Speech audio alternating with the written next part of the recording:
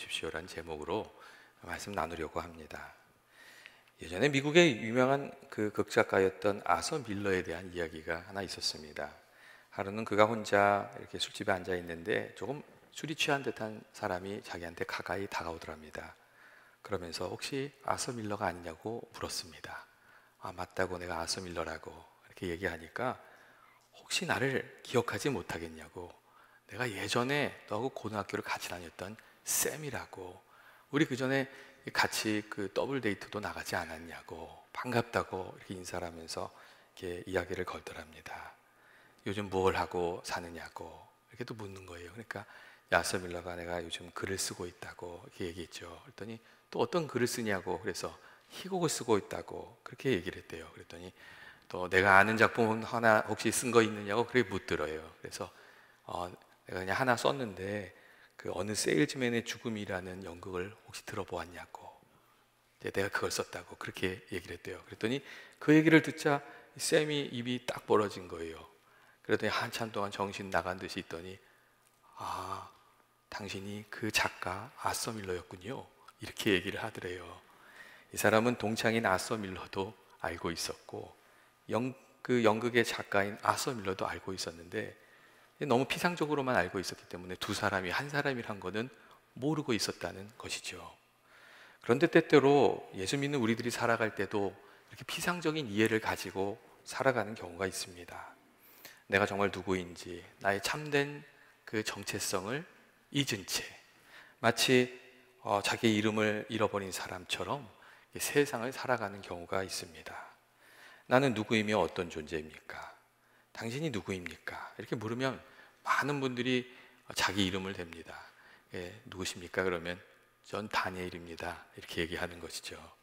그리고 또 어떤 분들은 당신 누구입니까? 그러면 제가 국회의원입니다, 딱 그렇게 얘기를 하는 거예요. 또 어떤 분들은 이제 이렇게 직업을 얘기하는 거죠. 또 당신 누구십니까? 이렇게 물어보면 어떤 분들은 제가 교회 집사입니다, 권사입니다, 이렇게 이야기도 하기도 합니다. 그런데 내가 어떤 존재인가 하는 것은 그 이름이나 지위나 직업 같은 그 겉으로 드러난 것 이상의 의미를 항상 가지고 있습니다. 고린도후서 그래서 5장 16절 말씀을 보면 사도 바울이 그런 얘기를 하죠. 우리가 이제부터는 아무 사람도 육체대로 알지 아니하노라 하는 말씀을 하고 있어요. 이런 육체대로 알지 아니하노라, 이게 무슨 뜻이겠어요? 이제는 더 이상 겉으로 드러난 세상적인 기준으로 판단하고 누군가를 이해하고 그렇게 하지 않겠다는 것이죠. 그런데 세상은 어떻게 하죠? 세상은 육체대로 봅니다. 외모나 소유나 재능으로 한 사람의 그 정체성을 규정합니다. 그리고 그것으로 또 다른 사람을 판단하죠. 직업을 따라 판단하기도 하고, 외모를 기준으로 판단하기도 하고, 또 재산의 많고 적음으로 이렇게 또 판단합니다. 그런데 정말 우리가 누군가 하는 정체성이 이 외모나 신분이나 재산의 많고 적음으로 결정되어지는 것은 아닙니다. 우리가 과연 누구인가 하는 이 정체성의 문제는 우리의 근원적인 이 생명의 차원에서 다루어져야 하는 것이고, 우리가 그리스도 안에서 어떤 존재인지 발견하게 될 때에 그에 걸맞는 모습으로 살아가게 되는 것이기 때문에 그렇습니다. 우리는 예수님 안에서 내가 어떤 존재인지, 하나님이 지으신 나 자신이 어떤 존재인지를 늘 생각하면서 거기에서부터 이제 시작해야 됩니다. 내가 알고 있는 나의 정체성이 어디에서부터 온 것입니까? 우리가 어떻게 형성된 거예요? 이게 어떻게 형성된 거예요? 많은 경우는 세상이 말하는 기준으로 이 자신의 정체성을 세워온 것이에요. 부모나 친구가 나를 정의하는 그 기준, 그 이야기를 가지고 나의 자아상을 이렇게 만드는 거죠. 오늘날 이 세상은 특별히 굉장히 성취지향적인 그런 시대이기 때문에 내가 이룬 일이나 성취를 기준으로 나 자신과 다른 사람들을 이렇게 규정하는 경우가 많습니다. 돈의 많고 적음에 따라 가치를 매기고, 또 좀 직장이 별 볼지 않거나 돈을 잘 못 벌면 그 돈도 못 버는 주제에 주제 파기나 하라는 아주 거친 말을 사회에서나 또 집에서 이렇게 듣게 되기도 합니다. 기준이 성취지향적인 사회이기 때문에 그래요. 그리고 또 이 성취지향적인 세상의 가치관이 교회에 들어와서 믿음 생활할 때 하나님 인정을 받으려면 내가 뭔가 이루어야 되고 뭔가 잘해야 된다고 생각해서 몸부림을 치는 경우도 있습니다. 그런데 성경은 우리의 존재가 우리가 하는 어떤 행위나 성취에 이게 달려있는 것이 아니고 하나님과 나 사이에 맺어진 그 관계에 달려있는 것이라고 그렇게 얘기하고 있습니다. 이 세상의 기준이나 나의 업적으로 나 자신을 정의하려고 하면 주님 안에 있는 나의 정체성이 왜곡될 수 있기 때문에 그렇습니다. 하나님과 나와의 관계는 시원찮은데 겉모습만 이렇게 잘하고 있는 것처럼 그렇게 비춰질 수도 있기 때문이라는 그런 이야기예요. 이 주님 안에서 나 자신이 누구인가 하는 걸 발견하는 것이 중요하다는 이야기죠. 월터 트로비스라는 이 가정 전문가가 한 번은 이런 이야기를 했어요. 어느 명문 집안의 부모가 전화를 했다는 거예요. 이 월터 트로비스 부부한테 전화를 했어요. 그리고 부탁을 했는데 무슨 부탁을 했냐면 자기 아들이 자살에 실패해가지고 병원에 입원했으니까 찾아와서 좀 만나주고 상담을 좀 해달라고 그렇게 부탁을 했어요. 그래서 이제 병원에 가서 그 아들을 만났는데 첫 번째 내뱉는 말이 이런 얘기들이에요. 나는 다시 또 자살을 시도할 거라고. 그런 얘기를 하더래요. 그래서 깜짝 놀라가지고 왜 그런 거냐고 물어봤어요. 그랬더니 자기 자신은 실수투성이고 또 아무도 나를 반겨주는 사람이 없고 살만한 가치가 없는 사람이라고 막 그렇게 이야기를 하더래요. 그래서 그 이야기를 들으면서 너무 마음이 답답한 거죠. 그리고 왜 그러는지 전후 사정을 듣게 됐어요. 그랬더니 그 소년이 하는 말이 자기가 어렸을 때 부모님이 말다툼하는 소리를 들었는데 자기가 부모님이 원치 않는 상황에서 태어났구나 하는 것을 알게 되었대요. 아이를 낳을 계획이 없었는데 아이가 생겨서 억지로 낳은 거예요. 그리고 엄마가 이제 피임을 안 한 거예요. 그래서 이제 나온 거예요. 그랬고 그 아버지가 또 그 얘기를 지적하면서 막 화를 내면서 비난을 했대요. 근데 그 얘기를 또 방 밖에서 어린아이였던 이 소년이 들은 거예요. 그래서 내가 여기 잘못 태어났구나. 나를 반겨주는 사람이 아무도 없구나. 원하는 사람이 없구나. 그렇게 생각하게 되었다는 거예요. 그리고 자기를 막 함부로 하면서 살아간 거죠. 근데 이 이야기를 들으면서 트로비스가 아주 단호하게 그 소년에게 얘기해 줬답니다. 아무도 당신을 원하지 않는 것이 아니라고. 하나님은 당신을 원하시고 하나님은 당신을 축복하시고 사랑하신다고 그렇게 힘을 줘서 얘기해 줬대요. 그러니까 또 이 소년이 당신이 그걸 어떻게 하냐고 이렇게 따지듯이 물었대요. 그때 이 트래비스가 예수님에 대한 얘기를 좀 들려주었어요. 예수님이 태어나실 때에 예수님도 원치 않는 상황에서 태어났다고. 그 부모가 계획해서 예수님을 낳은 것도 아니고 예수님이 태어났을 때 그렇게 반갑기만 한 상황도 아니었다고. 그리고 예수님의 전생애 동안 사람들이 예수님 미워한 사람도 많이 있었고 십자가에 못 박히기까지 어려움을 당하셨다고 그런 이야기를 해줬어요.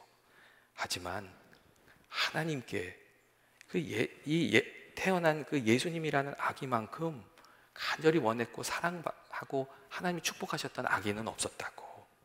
예수님은 그냥 태어난 것이 아니고 하나님의 계획과 축복 가운데 태어나셨고 모든 아기들도 마찬가지라고. 특별한 하나님의 축복 가운데 태어나는 것이라고, 계획 가운데 태어나는 것이라고 그렇게 이야기해 주었다고 합니다. 그리고 그 이야기를 들은 소년이 하나님께서 나 같은 사람도 축복하시냐고 이렇게 물었을 때에 물론이라고, 형제는 아주 특별한 축복을 주셔서 이 땅에 태어난 사람이라고 그렇게 이야기해 주었다고 합니다. 그리고 이 청년을 위해서 기도하고 하나님과의 관계 속에서 자기 자신을 살피면서 살아가도록 이렇게 격려해 주었다는 그런 이야기가 있습니다. 여러분, 우리들의 정체성은 어디에서 찾아지는 것입니까? 세상에서 찾는 사람들도 있고 또 하나님으로부터 찾는 사람들도 있습니다. 그리고 하나님으로부터 찾는 이들이 하나님이 주시는 정체성을 가지고 은혜를 누리면서 살아가게 됩니다.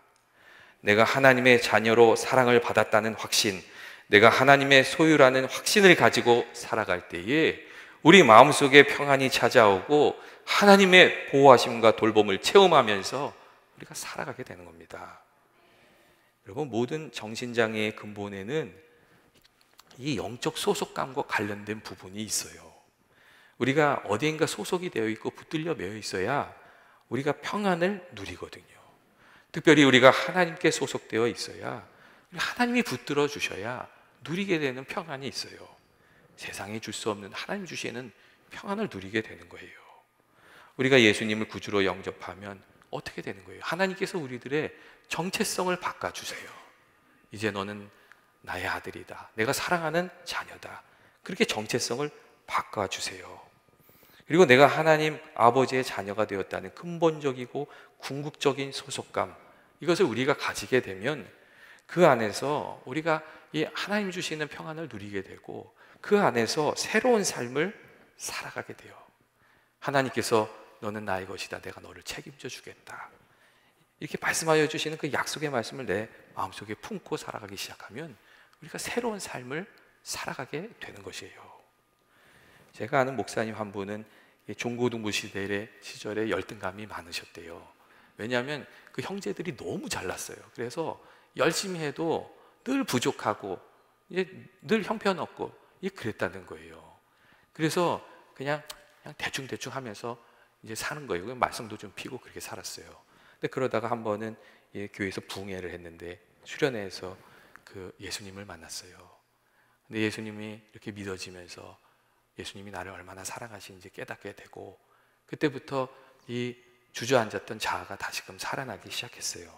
다시금 공부도 시작하게 됐고, 또 주님이 도와주셔서 좋은 대학도 가게 됐고, 나중에 받은 은혜를 생각하면서 목회자도 되었어요. 이 목사님이 가끔 자기 옛날 얘기를 하면서 또 두 가지를 얘기하세요. 하나는 우리가 하나님이 사랑받는 자녀라는 것, 그리고 하나님께서 은혜 베풀어 주시면 우리가 귀한 삶을 살 수 있다는 것, 이런 두 가지 이야기를 꼭 하십니다. 세상 사람들은 세상의 기준으로 사람들을 차별하고 외면하지요. 자신의 성에 안 차면 없는 사람 것처럼 막 대접하기도 하고 그렇습니다. 그런데 예수님께서는 그렇게 하지 않으십니다. 예수님은 부족하면 부족한 대로, 있는 모습 그대로 예수님께 나아가면 다 받아주십니다. 요한복음 6장 37절 말씀을 보면 예수님께서 내게 오는 자는 내가 결코 내어 쫓지 아니하리라, 이렇게 말씀해 주시는 말씀이 있습니다. 그리고 예수님께서 우리를 받으실 때에 우리가 새로운 존재로 살아가게 되는 것이죠. 그래서 고린도전서 10장 10절 말씀은 이렇게 말씀하잖아요. 그런즉 누구든지 그리스도 안에 있으면 새로운 피조물이라고, 이전 것은 지나갔으니 보라 새 것이 되었도다, 그렇게 말씀해주고 있습니다. 여러분, 하나님의 사랑과 그리고 십자가에 나타난 그 구속의 은총은 우리를 부족한 과거의 모습에 매여 있게 그렇게 놔두지 않으십니다. 우리가 주님을 영접하고 주님을 붙들면 주님이 우리를 붙들어 주시고, 하나님이 계획하신 좋은 모습으로, 하나님께서 계획하신 좋은 그 계획을 따라서 좋은 상황으로 우리를 이렇게 이끌어 가시고 바꾸어 주십니다. 우리에게 새로운 정체성을 주시고, 또 우리가 그 정체성에 주목하면서 살아갈 때 새로운 삶을 살아가게 해주십니다. 하나님께서 우리가 누구라고 말씀하십니까? 그럼 그게 중요합니다. 하나님은 우리를 권세 있는 하나님의 자녀라고 그렇게 말씀하세요. 오늘 말씀을 보면 영접하는 자, 곧 그 이름을 믿는 자에게 하나님의 자녀가 되는 권세를 주셨다. 이것은 혈통으로나 육정으로 된 것이 아니고 오직 하나님께로부터 난 자들이다, 그렇게 말씀해 주시고 계세요. 하나님의 관점에서 우리가 하나님의 자녀라고 그렇게 말씀해 주시는 거예요. 그렇기 때문에 만일 우리가 세상의 관점으로 나의 정체성을 이루고 이렇게 살아가고 있다면 하나님의 시각으로 좀 이렇게 시각을 이렇게 변화시키고 하나님의 말씀으로 나를 이해하는 것이 필요합니다. 하나님의 말씀을 듣고 하나님 말씀으로 나를 세워가는 거예요. 그래야 하나님 주시는 삶을 살 수 있어요. 그리고 공동체 안에서 서로 이렇게 격려하면서 하나님이 주신 귀한 정체성을 일깨워 줘야 돼요. 이 세상이 이렇게 말하는 소리에 내 정체성을 잊어버릴 때 아니라고, 하나님의 자녀라고, 하나님이 붙들어 주시는 사람이라고 우리가 서로가 서로에게 정체성을 바르게 세워줄 필요가 있습니다. 이런 교제와 격려가 없으면 세상이 나를 규정하는 정체성에 우리가 다 휩쓸려 가기 때문에 그렇습니다. 너는 돈이 없으니까 무능력한 사람이야, 이렇게 세상이 말하죠. 외모가 시원치 않으니까 사랑받을 수가 없어. 너는 공부를 못하니까 실패한 인생이야. 너희 집안이 변변치 못하니 성공할 수 없어. 세상이 그런 얘기들을 많이 합니다. 그때 하나님의 말씀을 일깨워 줘야 되는 것이죠. 때때로 인기 연예인이나 가수들이 왜 자살을 합니까? 예, 주변에 세워주는 사람이 없어서 그렇고, 말씀이 아니라 인기를 기준으로 자기 정체성을 세워서 그런 거예요. 그러니까 사람들이 막 환호하고 자기 불러주고 그럴 때는 자기가 무엇인가 있는 존재인 것처럼 생각하면서 사는 거죠. 그런데 인기가 다 사라지고 방송국이 외면하게 되면 더 이상 자기는 존재 가치가 없는 사람인 것으로 생각하고 원망하고 실망하고, 그리고 또 사고를 치고 그런 것이죠. 이 사단이 우리에게 말하는 거짓된 정체성을 기준으로 가지고 살아가면 그런 일들이 일어날 수가 있습니다. 물론 세상이 중히 여기는 겉으로 보이는 모습도 우리가 무시하면서 살 수는 없지요. 하지만 우리가 가지고 있는 참 모습은 이 겉에 있는 것이 아니라 우리 내면에 있고 하나님의 말씀에 있는 줄로 우리가 믿고 살아야 됩니다. 여러분, 겉으로 드러나가는 것은 어떤 부분에 있어서는 가면과 같은 것이에요. 우리가 속이 없어도 겉으로는 멀쩡해 보일 수 있어요. 근데 그건 가짜지요. 하지만 정말 우리가 단단하게 살아가려고 하면 주의 말씀을 단단히 붙들고 우리 내면을 단단하게 세우면서 살아가야 하는 줄로 믿습니다. 여러분, 우리가 누구인지 정말 누가 정의할 수 있는 겁니까? 세상이 정의하는 것이 아니라 하나님께서 정하는 겁니다. 그러니까 세상의 기준에 너무 스스로를 깎아내리지 마시길 바랍니다. 이 세상의 기준으로 또 좀 잘됐다고 해가지고 교만해지지도 마시기를 바랍니다. 우리가 어떤 모습이건 어떤 형편이건 간에 우리의 진정한 정체성을 정하시고 말씀해 주시는 분은 우리를 창조하시고 부르시는 하나님이시기 때문에 그렇습니다. 우리가 잘 아는 종교개혁자 마틴 루터도 사실 어렸을 적에 부모로부터 사랑을 많이 받지 못한 사람이었어요. 그래서 이렇게 살아가면서 전생애를 살아가는 동안 늘 자기를 이렇게 긍정적으로 용납하는 그 용납의 문제와 씨름하면서 살았어요. 그러니까 자기를 깎아내리는 마음이 늘 있었던 것이죠. 그리고 이 문제가 늘 씨름거리였어요. 하지만 이 마틴 루터는 정말 그 깊은 의심의 골짜기에 들어갈 때마다 스스로를 돕고자 그의 책상 위에 큰 종이를 펴놓고 글을 썼다고 해요. 나는 하나님의 자녀가 되기 위해서 세례를 받았고 나는 하나님의 자녀이다. 나는 하나님의 자녀이다. 그것을 글로도 쓰고 입으로도 얘기하면서 자기한테도 선포했다는 거예요. 그리고 그것을 붙들은 거죠. 나는 하나님의 자녀이다. 그리고 이 정체성을 가지고 어려운 일이 이렇게 찾아오면 마음을 이렇게 누르는 패배감 같은 거, 무거운 그 마음의 무게를 이겨낼 수 있었다는 거예요. 나는 하나님의 자녀이다. 하나님이 나를 사랑하시고 나를 도와주신다. 그 정체성을 붙들고 그 삶을 살았던 것이죠. 여러분, 우리가 그리스도 안에서 내가 어떤 존재인지 거듭거듭 인식하면서 살아갈 때 하나님께서 우리에게 주신 신분에 걸맞는 그런 삶을 살아가게 됩니다. 하나님께서는 우리를 어떤 존재라고 말씀해 주십니까? 하나님께서는 너는 나의 자녀이고 내가 사랑하는 자녀다. 그렇게 말씀해 주십니다. 너는 나의 권속이다. 그렇게 말씀해 주십니다. 이 말들은 하나님께서 우리를 결단코 포기하지 않으시겠다는 거예요. 부모가 자녀를 단단히 붙드는 것처럼 하나님 우리를 붙들어 주신다는 그런 이야기입니다. 또한 하나님께서 너는 새로운 피조물이다. 이전 것은 다 지나갔다. 너는 십자가의 보혈로 깨끗이 씻음을 받은 존재이다.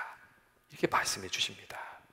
이 말씀은 하나님께서 용서하여 주시니 스스로 더 이상 과거의 문제에 매여서 정죄하지 말고, 더 이상 과거의 습관이나 악에 매여 살지 말고 이 하나님의 자녀답게 의롭고 거룩하게 살아가라는 그런 말씀입니다.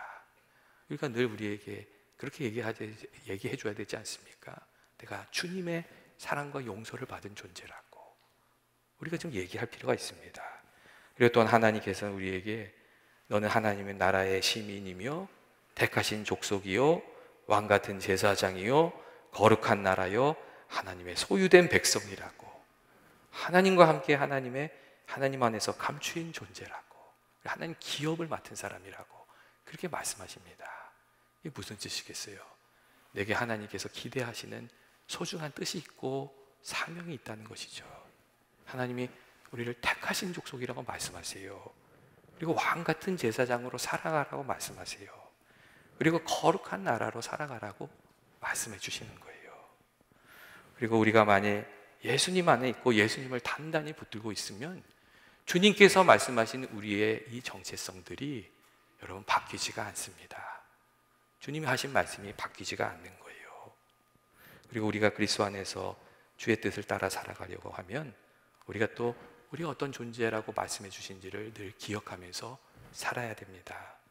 사단이 우리를 흔들고 무가치한 실패자라고 속일 때마다 아니라고, 나는 하나님의 자녀이고 하나님께서 택하신 사람이라고, 하나님이 도우시는 사람이라고 스스로에게 선포하면서 살아가야 하는 줄로 그렇게 믿습니다. 오늘날 세상은 사람도 상품으로 보기 때문에 하자가 있다고 생각하고 또 가치가 좀 떨어졌다고 생각하면 그냥 가차없이 내어버리는 그런 경향이 있습니다. 하지만 하나님은 우리를 상품으로 보시는 것이 아니라 하나님께 지음받은 존재로, 하나의 작품으로, 귀한 작품으로 보시기에 우리에게 부족함이 있어도 버리시지 않으십니다. 여러분, 나는 누구인가? 나의 정체성은 세상이 아니라, 사람이 아니라 하나님께서 말씀하시는 것에 여러분 달려있는 줄을 믿으시기 바랍니다. 그리고 하나님께서는 우리를 늘 자녀로 대해 주시는 거예요. 그리고 우리가 자녀같이 하나님을 앞에 나아가서 하나님을 만나기를 원하고, 또 자녀에게 베풀어 주시는 귀한 은혜를 누리면서 살아가기를 원하십니다. 그리고 우리를 자녀 삼기 위해서 예수님을 보내주신 거예요. 예수님을 보내주신 거예요. 그 귀한 사랑 가운데 우리가 하나님의 자녀가 된 것이죠. 주신 정체성을 붙들고 하나님께서 계획하시는 좀 삶도 살고 하나님께서 도우시는 하나님의 자녀된 삶을 살아가는 저와 여러분 되시길 주의 이름으로 축원드립니다. 같이 기도하시겠습니다.